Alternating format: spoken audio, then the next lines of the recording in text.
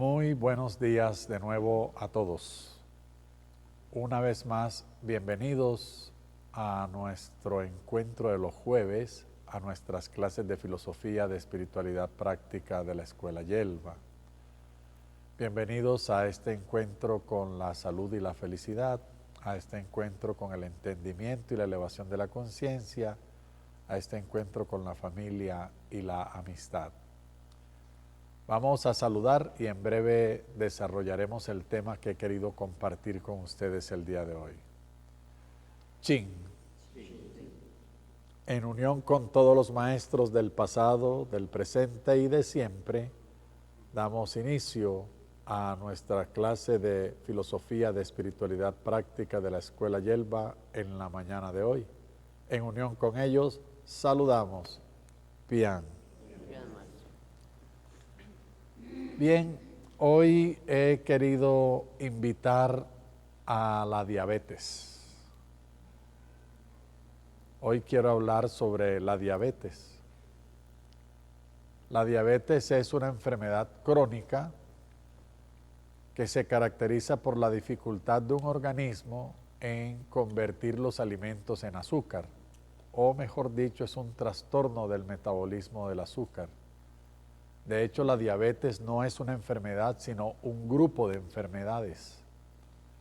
Y por eso, pues, hablamos de diabetes mellitus, o sea, en donde el azúcar está alta, y de esas hay diabetes tipo 1 o insulino dependiente juvenil, diabetes tipo 2, que todavía no depende totalmente de la insulina, el estado prediabético, y también hay diabetes insípida, en donde el azúcar no está alta. Así que mire que ahí ya llevamos 4, y si aceptamos que las hipoglicemias son las cuotas iniciales para la diabetes, pues comprendemos que la diabetes no es una enfermedad, sino un grupo de enfermedades. Esta enfermedad afecta actualmente unos 430 millones de personas en el mundo, una cifra brutal. Somos 8.000 millones de personas y 430 millones tienen diabetes. De esas, se calcula que hay un porcentaje de alrededor del 10%, o sea, unos 43 millones de personas que ni siquiera saben que tienen diabetes, que van por el mundo enfermos y el primer aviso es que tendrán un coma diabético y no saben que están diabéticos. El país en el mundo con más diabéticos es China. En China hay unos 30 millones de diabéticos, que comparado con la población general, sigue siendo un porcentaje muy pequeño, dado que en China hay 1.500 millones de personas. Pero lo alarmante de China es que en los últimos 40 años ha alcanzado a convertirse en el país con más diabéticos por los cambios de hábitos, se occidentalizaron. El segundo país con más diabéticos es Estados Unidos, con alrededor de 25 millones de diabéticos en su población general. En Latinoamérica, el país con más diabéticos es México y ocupa el 6º lugar a nivel mundial. Tiene alrededor de 12 millones de personas diabéticas y Colombia está cercano de los 3 millones. 2.800.000 personas en Colombia sufren diabetes. Y de esas, unas 300.000 todavía no saben que lo tienen. Es la enfermedad de mayor crecimiento en el mundo. Los niveles normales de azúcar en una persona, de glicemia, o sea, de azúcar en la sangre, de la glucosa en la sangre, oscilan entre los 70 y los 100 miligramos por decilitro. 70 a 100. Esos son los valores normales, es decir, nuestro cuerpo necesita glucosa para funcionar y otras formas de azúcares para funcionar. la que más utiliza es la glucosa. Pero necesita mantenerlo en un rango que hace un metabolismo óptimo. Por debajo de los 70 se llama hipoglicemia, se empiezan a bajar los niveles 60, 50, de 50 hacia abajo en términos generales vas a perder el conocimiento y menos de 40 estás en un coma hipoglicémico y puedes perder la vida muy rápidamente. Y por encima de 100 empezamos a tener hiperglicemias, azúcar alta, hasta tolerar un nivel de hasta 125 y llamamos hiperglicemia o un estado prediabético. Y de ahí en adelante 130, 40, 150 o más, 300 o 500, más de 125 estás diabético. Tienes un trastorno severo del metabolismo del azúcar. Hoy, después de esto, que es lo preliminar y lo común, y claro, todas esas cosas que ya sabemos nutricionalmente que nos llevan a la diabetes, el exceso de consumo de azúcares industrializados o refinados. El problema no es el azúcar como tal, sino el azúcar industrializado, que sufre unos procesos que la dejan cargada de radicales libres de azufre y de hidróxido, que son los que van a dañar en el organismo el páncreas, el órgano que produce la insulina, que es la sustancia que controla los niveles de azúcar en la sangre. La insulina coge el azúcar libre en la sangre y la obliga a meterse dentro de las células, especialmente dentro del músculo y del hígado, y la almacena como una forma de reserva. Y de ahí saca cuando nota que los niveles en el día se van bajando porque hemos pasado largos periodos sin alimentación o hemos tenido una actividad física muy notoria, muy importante, entonces se consume glucosa para esas actividades y saca las reservas. La insulina se encarga de hacer eso. La insulina es producida por el páncreas, como ya dije, un órgano en forma de zanahoria que está en el abdomen, en la parte posterior y superior del abdomen, recostado casi a la columna vertebral. Y tiene unas células especializadas que se llaman células beta de Langerhans. Langerhans fue el científico que las descubrió. Ese era su apellido, entonces pues células beta y bautizadas en honor a ese hombre. Y esas células producen la insulina. Cuando las células se deterioran y mueren, y de eso voy a hablar ahora, entonces se disminuye la producción de insulina en el cuerpo, no hay la sustancia para controlar los niveles de azúcar y se termina en la diabetes. ¿Qué hace que se deteriore el páncreas y esa función tan importante? Entonces empecemos por las causas conocidas, que son las nutricionales, los excesos de azúcares industrializados o refinados, como las bebidas azucaradas, las gaseosas,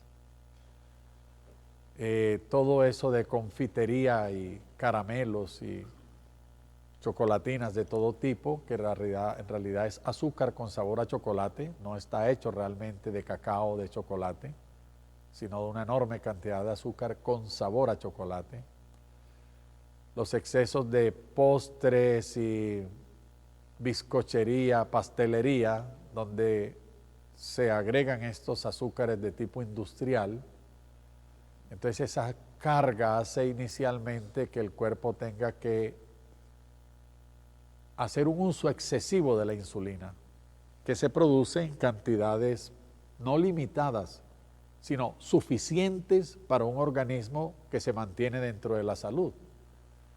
Pero cuando le damos sustancias que son tóxicas y que exceden la naturaleza del cuerpo, entonces hay que hacer un esfuerzo supremo, usar una cantidad exagerada de insulina para poderla controlar, y entonces la insulina empieza a agotarse.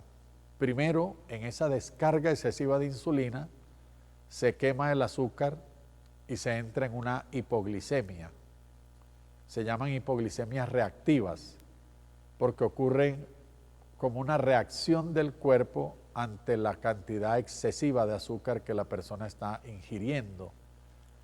Y empieza a agotarse la insulina. Entonces primero está la hipoglicemia por la excesiva uso de la insulina empieza a agotarse y luego terminan en el estado diabético. Y por eso es que las hipoglicemias tienen que tratarse desde el punto de vista de la dieta como si ya fueran diabéticos. Hay que quitarles el azúcar para evitar el agotamiento de la insulina. El alcohol, el consumo de alcohol, las bebidas alcohólicas, son tóxicas para el páncreas. Además de que son tóxicas por ellas mismas, destruyendo el páncreas, en el metabolismo del alcohol se generan acetonas, como las que usan para remover el esmalte de las uñas, y se producen aldehídos, que son sustancias químicas venenosas para el cuerpo y que producen el daño principalmente en el hígado y en el páncreas, los dos órganos que se combinan principalmente para controlar el azúcar en la sangre. Así que mientras más alcohol consumes, más riesgo de diabetes tienes. Incluso el alcohol médicamente formulado, esa copita de vino que tú te tomas para limpiar las arterias, es un veneno, es un tóxico. El alcohol es un tóxico para el cuerpo, no solamente al páncreas y al hígado. El alcohol inflama, por ejemplo. Inflama la próstata, inflama los músculos, inflama el cuerpo. Y si uno ya está inflamado, tiene una herida y toma alcohol, la herida se inflama más y duele más porque el alcohol es inflamatorio, inflama el cerebro. Cuando uno se emborracha, tiene una encefalitis y un edema cerebral. Por eso es que al otro día te duele la cabeza, en la resaca, en el guayabo. La cabeza te está doliendo porque el cerebro está hinchado y porque el líquido cefalorraquídeo está aumentado y tienes un edema cerebral. El cerebro está hinchado por el alcohol porque el alcohol es tóxico. Si a ti te dijeran todo eso y lo sigues tomando, tienes que ya estar muy embrutecido por el mismo alcohol para no entender que el guayabo es un edema cerebral. Y los médicos no deberíamos ser tan manilargos y las propagandas. Ahora hay productos de tómatelo antes de ir a beber alcohol para que no te dé guayabo. O sea, simplemente no vas a tener dolor de cabeza, pero el cerebro va a estar igual de hinchado.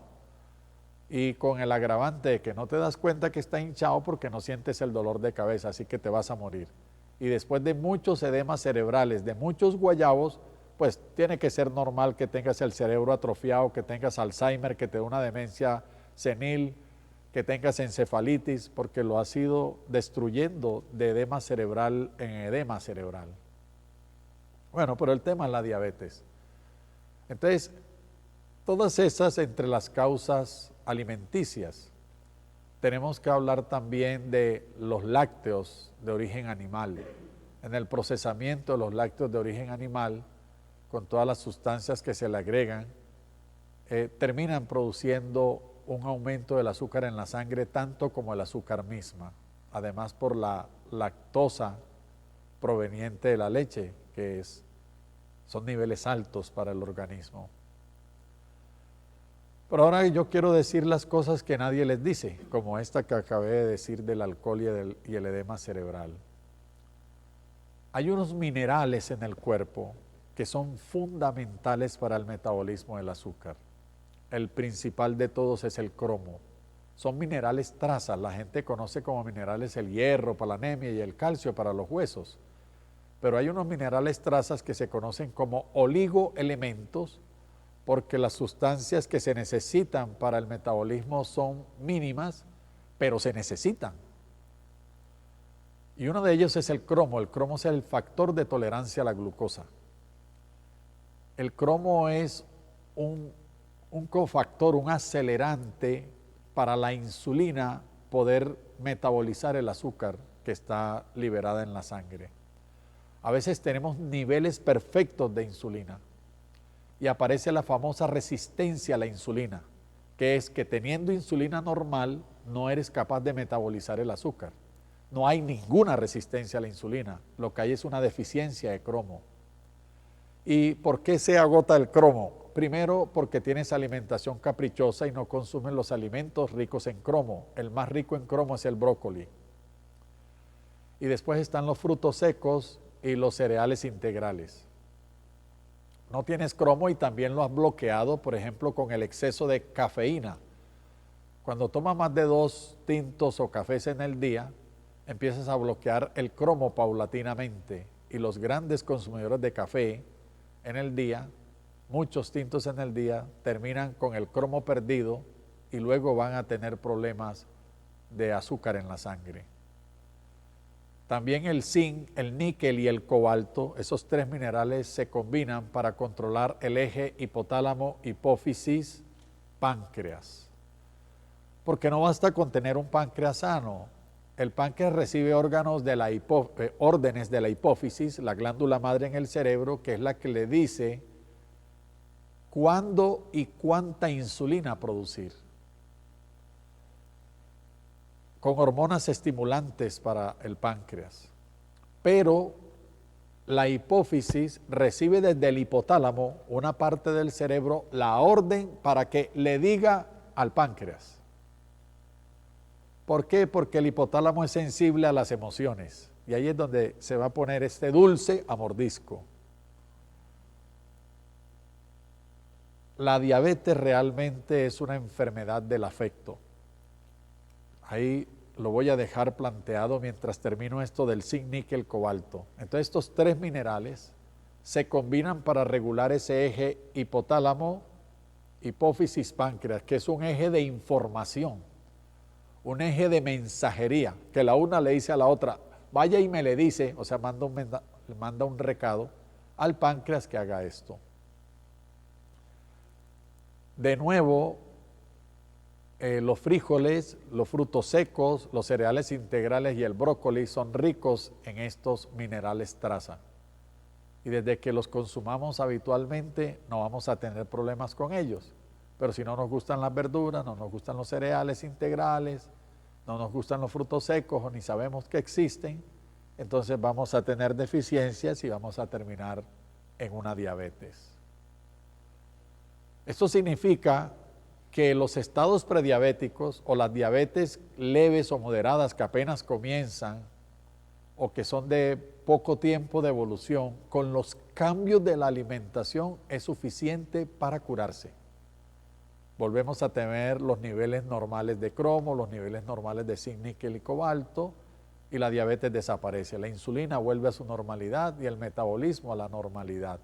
Y cuando abandonamos los tóxicos para el páncreas y el hígado, entonces esos cambios dietarios pueden curar un porcentaje de alrededor del 30%. Muy importante, la tercera parte de los diabéticos no necesitan medicamentos para curarse, sino ajustes del estilo de vida.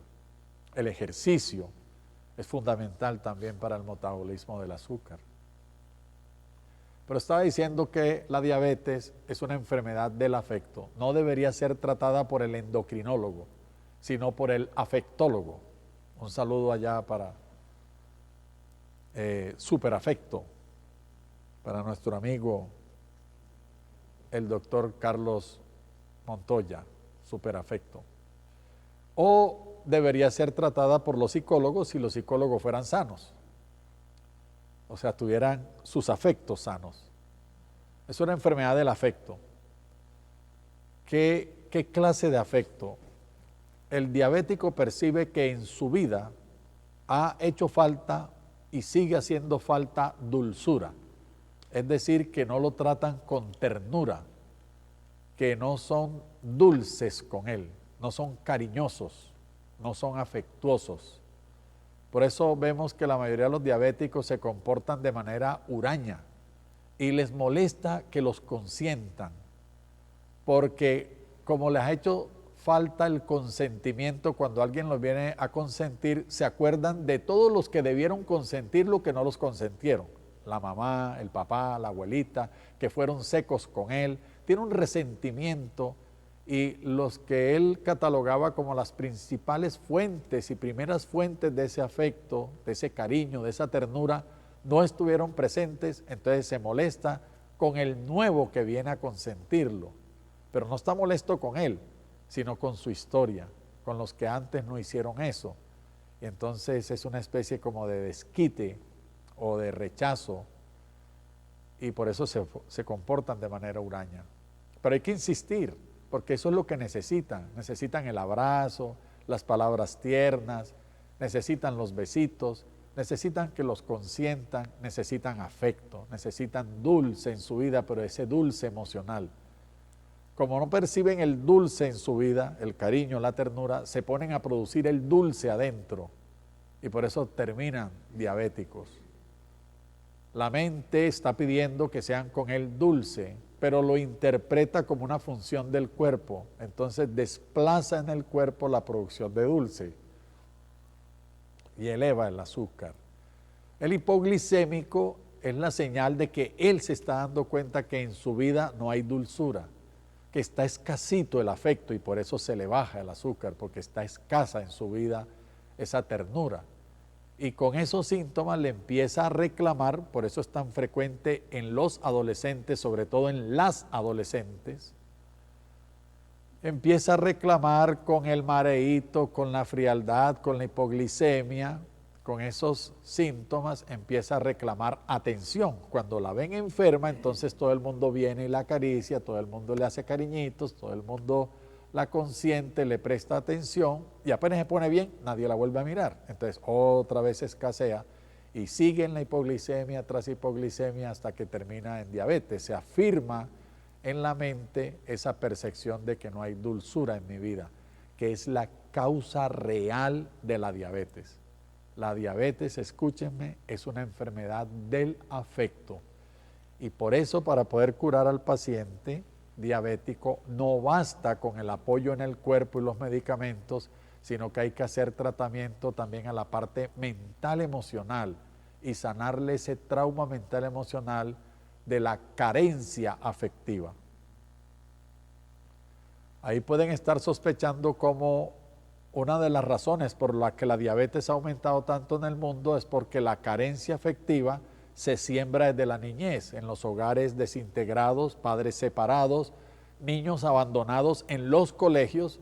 Eso significa que papá y mamá se desencartan del niño poniéndolo a estudiar desde los 2 años y cuando llega al colegio le tienen más cosas, la clase de guitarra, la clase de inglés, el patinaje, siempre desencartándose de él y el niño no está creciendo en afecto y esa carencia afectiva lo predispone a la diabetes, cosa que también se nota que está aumentando esa diabetes en niños infantil y juvenil dependiente de la insulina porque a veces la carencia afectiva viene desde útero, el embarazo rechazado, el niño no deseado, entonces toda esa carencia afectiva siembra el núcleo para la diabetes en el niño y en el puber o preadolescente. Ahora que más cosas nuevas quiero decir. La medicina clásica dice que la diabetes no es solo una enfermedad crónica, sino incurable. Eso no es cierto.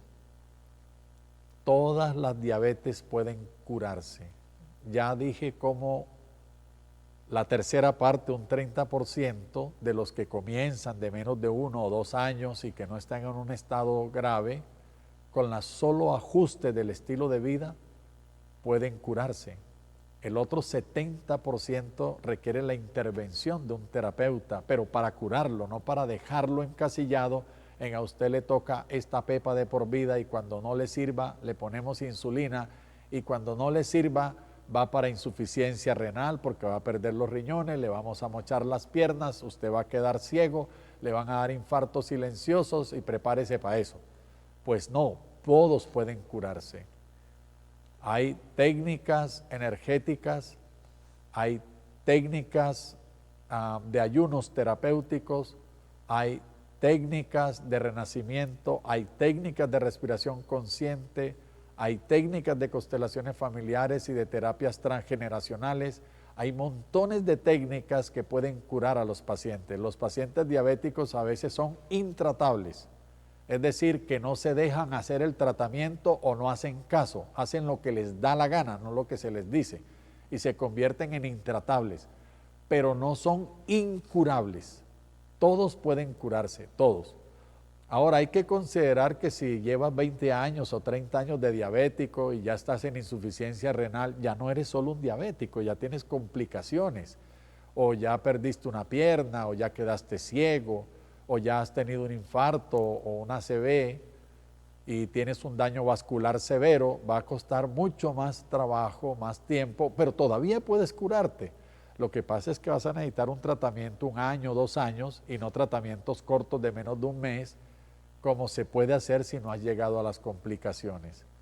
Esta charla de hoy la quiero terminar con ese mensaje, no de esperanza, sino de realidad, de que si eres un diabético y tienes familiares y amigos diabéticos, dile con certeza, tú puedes curarte. La pregunta es, ¿de verdad quieres curarte? ¿O quieres usar la enfermedad para tener ganancias a través de la enfermedad? ¿Quieres vengarte con la enfermedad? ¿Quieres inspirar lástima con la enfermedad? ¿Quieres exonerarte de cosas con la enfermedad? ¿O quieres curarte? Y para curarte necesitas no solo atención en el cuerpo, sino también en la mente y las emociones. Y si buscas el terapeuta adecuado, corriges los déficits de oligoelementos, cambias los estilos de vida, tendrás una vida sin diabetes. La diabetes hoy en día es una epidemia, más epidemia que la pandemia reciente de COVID. Mucho más gente muere al año como consecuencias de los daños de la diabetes que los que el COVID ha matado en los últimos 3 años. Así que todavía tenemos tiempo y podemos corregirlo. Abramos los micrófonos, creo que hay algunas preguntas. Sí, Gladys Guzmán levantó la mano. Gladys, por favor, te escuchamos. Buenos días de nuevo. Buenos días para todos, gracias.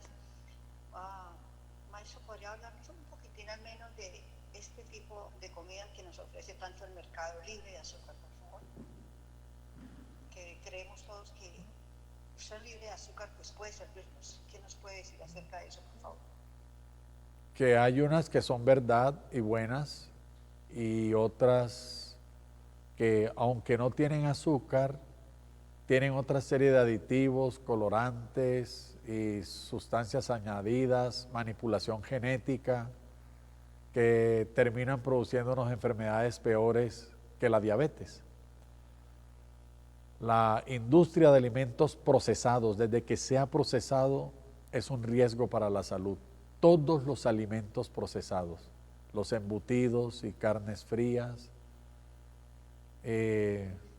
enlatados, paquetes, alimentos que puedes almacenar durante semanas, todos los alimentos procesados, industrializados, son un riesgo para la salud. Tenemos que volver a los alimentos naturales, al orgánico, para poder restaurar nuestra salud.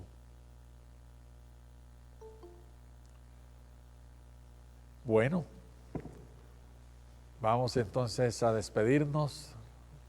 Vamos a recordarles que todos los que deseen eliminar esta enfermedad o cualquier otra de su vida, la Escuela Yelva los invita a que aprendan cómo tener una buena salud. Tenemos entonces nuestros talleres online y talleres presenciales para cultivar la salud.